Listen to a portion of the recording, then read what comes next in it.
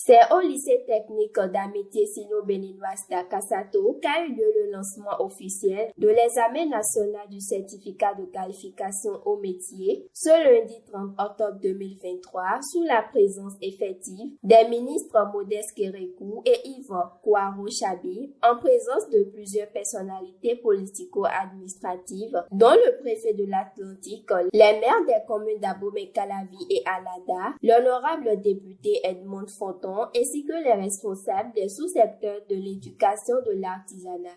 La session d'octobre 2023 de l'examen du certificat de qualification au métier CQM, dont le lancement nous mobilise en ces lieux le plus grand centre d'examen, le lycée technique d'Akasato, n'est pas une session comme les précédentes.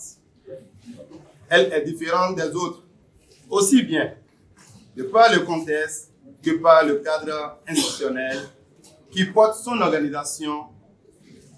En effet, la présente session de l'examen du CQM intervient dans le contexte ou dans un contexte de renaissance, révélation du secteur artisanal béninois, consécutive aux réformes structurelles initiées par le gouvernement de son Excellence, le président Patrice Talon, intelligemment et efficacement mise en œuvre par notre ministre de tutelle, le ministre Modeste Kérékou et toute son équipe.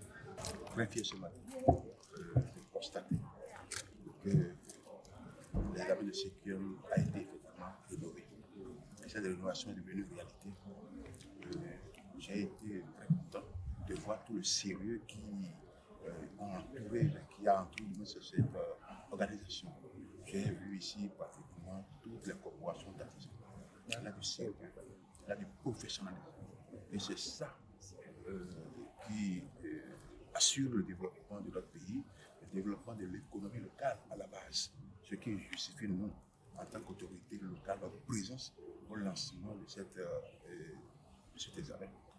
L'autre chose qui m'a réjoui et qui a été pour nous une délivrance, c'est l'organisation qui a été faite au niveau des acteurs du système de l'artisanat, où aujourd'hui les artisans se comprennent, se retrouvent ensemble dans une chambre de métier, ce qui est en train de régler cette dissension qu'il y a entre eux et se retrouvent maintenant autour de l'idéal. L'idéal, c'est de rester ensemble pour assurer une bonne formation aux artisans. Je voudrais dire donc bienvenue à Monsieur le ministre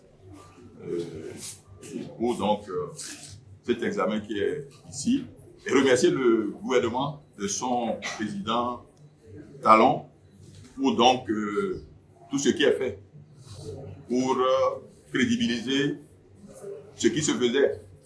Ce n'est plus à le dire. Je crois que le DEC l'a dit. On veut donner un plus de crédibilité au diplôme qui était jadis donné par les patrons, comme on le disait, avec tout ce que ça comporte d'approximatif et de coûts très élevés. Donc, merci au gouvernement qui est très proche de son peuple, très proche des artisans, qui quand même font 12%, monsieur le ministre, du PIB, je crois.